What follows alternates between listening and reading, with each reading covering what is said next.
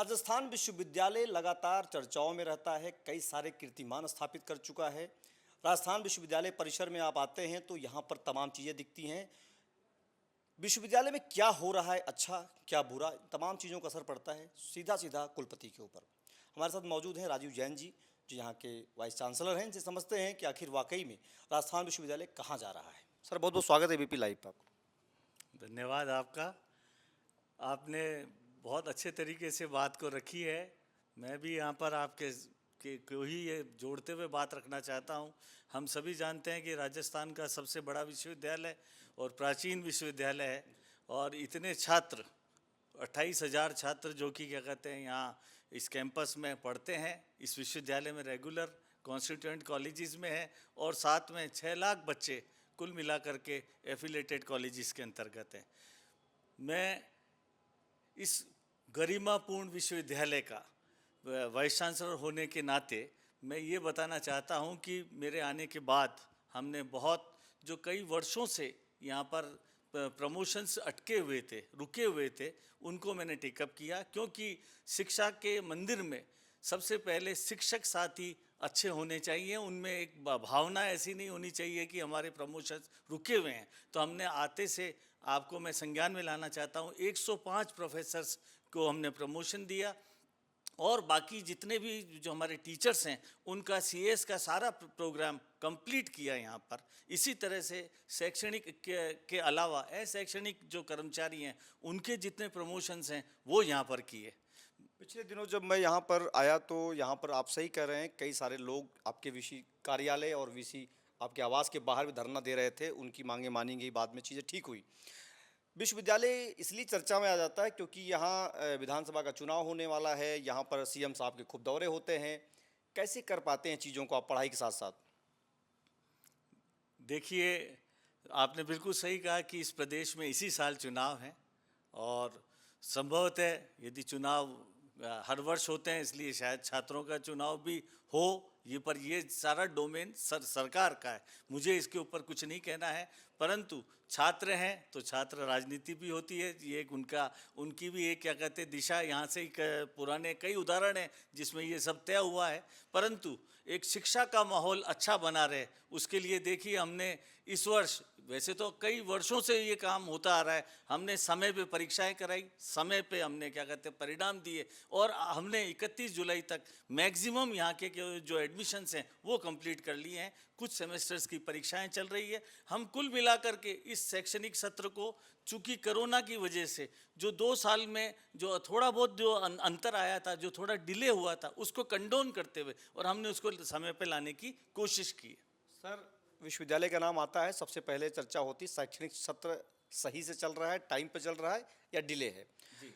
दूसरा आता है कि विश्वविद्यालय की जो सिलेबस हैं, क्या बदलाव हो रहा है, नई नई चीज़ें दुनिया में पूरी तरह से हर जगह बदलाव हो रहा है। इंटरनेट पर पढ़ाइयाँ की जा रही हैं, कई सारे सिलेबस आ रहे हैं।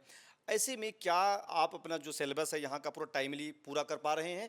और दूसरा मैं आपसे जानना चाहूँगा, कौन सा ऐसा नवाचार आप कर रहे हैं जो अन्य विश्वविद्यालयों में नहीं हो पा रहा है? जी बिल्कुल।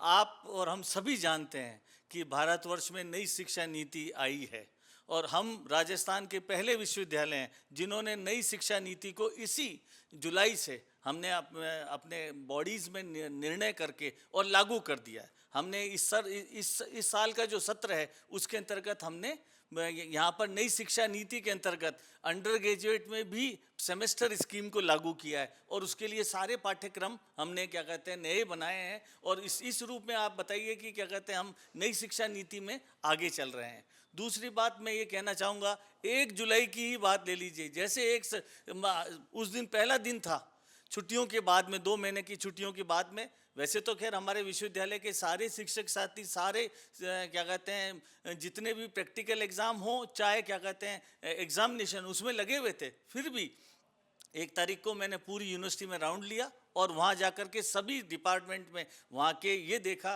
कि इस नए सत्र में हम किस तरीके से नया नवाचार कर पाएंगे, नई शिक्षा नीति को किस गति से आगे ले पाएंगे, इसके ऊपर मिला सबसे, और सबको ये आश्वस्त किया कि हम इस बार का जो शिक्षा सत्र है बहुत अच्छे तरीके से हम इसको आगे बढ़ाना चाहेंगे।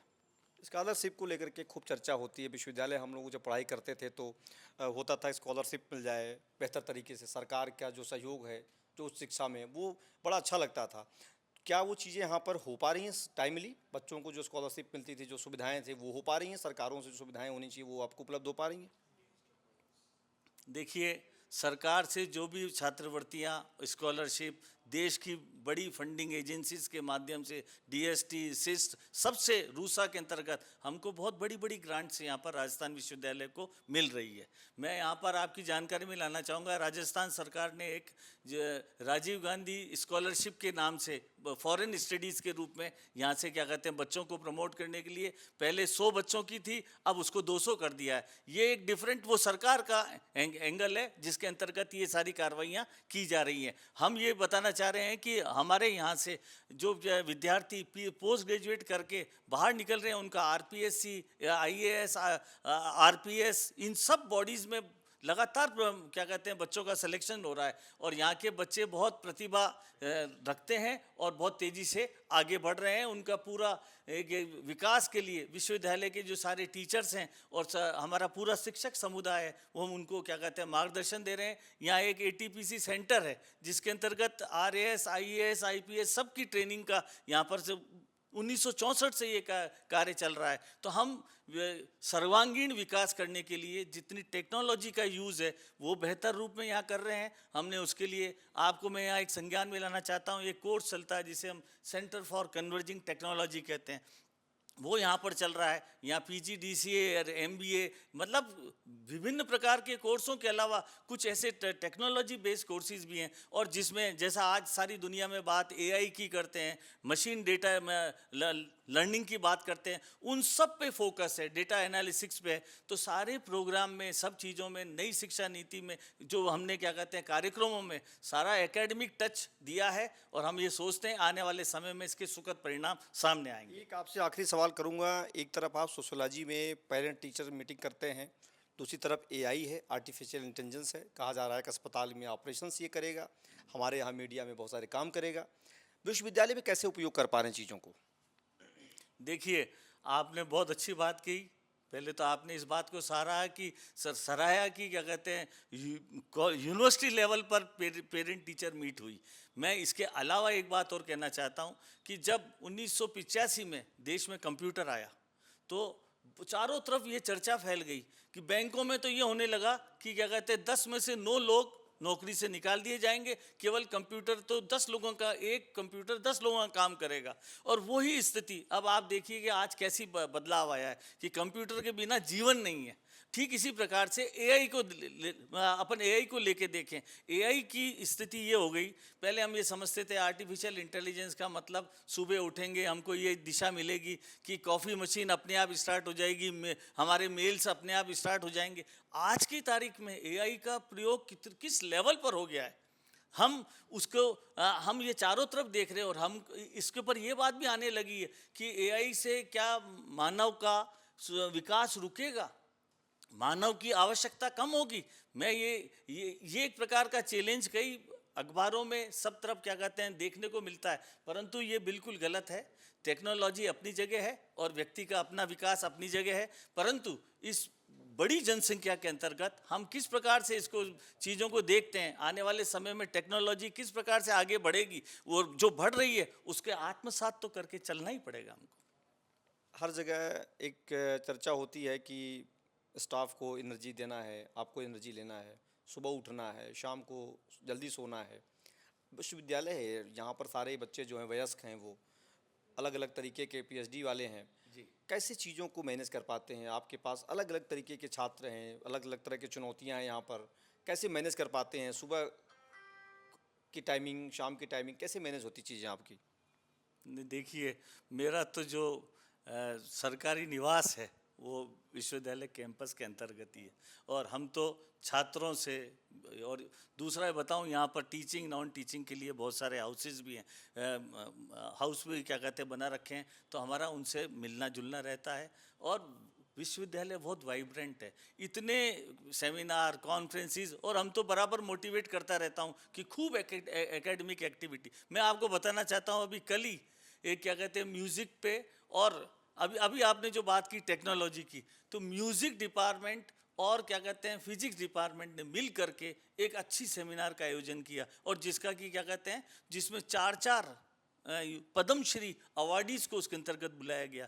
यहाँ के सारे लोग मिल करके बहुत अच्छे अच्छे प्रोग्राम कर रहे हैं, खूब एकेडमिक एक्टिविटी हो रही है। हमारे यहाँ का जो पुस्तकालय है, हम उसको डिजिटल पुस्तकालय के रूप में तैयार कर दिया है, और कुछ ही समय पश्चात जो उसका बचा हुआ काम कंप्लीट होने के बाद छात्रों को कि केवल हमारी लाइब्रेरी हिंदुस्तान की कई बड़ी लाइब्रेरियों में सम्मिलित है। हमारे यहाँ का HRD सेंटर, जहाँ पर सारे साल ओरिएंटेशन और क्या कहते हैं रिफ्रेशर प्रोग्राम चलते हैं, UGC उसका कैलेंडर तय करती है। ऐसे में हम ये सारे नवाचार करने के अंतर्गत विश्वविद्यालय लगा हुआ है। साथ के अंतर्गत संविधान पार्क हम यहाँ बना रहे हैं, जिससे बच्चों को एक संविधान के बारे में पूरी सुबह, आपने कहा ना कैसे होगा, तो अब आप देखिए सितंबर माह में उसका उद्घाटन हो जाएगा, तो जिसके अंतर्गत बच्चों को किस प्रकार से, और हमारे जो कुलाधिपति हैं, हमारे जो क्या कहते हैं कलराज मिश्र जी माननीय आदरणीय हैं, उन्होंने ये जो भावना से पूरे प्रदेश में ये कार्रवाई आरंभ की है, उसको हम बहुत सराहना करते हैं, और किस प्रकार से बच्चों का सर्वांगीण विकास हो उस कार्यक्रम में लगे हुए हैं। तो ये थे हमारे साथ vice chancellor professor Rajeev Jain ji. ये विश्वविद्यालय बहुत मायनों में अहम है। यहाँ से कई ऐसे छात्र नेता रहे जो सांसद, मंत्री, विधायक बने। कई से छात्र नेता अलग अलग कार्यों में रहे, कई RPSC में गए, कई IAS, कई IPS। तमाम तरह की यहाँ पर एक वैरायटी है। जो कहा जाता है कि जाने क्या दिख जाए राजस्थान में, वो इस विश्वविद्यालय में दिखता है। उसको बेहतर तरीके से संचालित किया जा रहा है। सरकार के साथ साथ यहाँ का प्रशासन भी उसे आगे बढ़ाने में लगा हुआ है। ABP लाइव के लिए संतोष कुमार पांडे, जयपुर।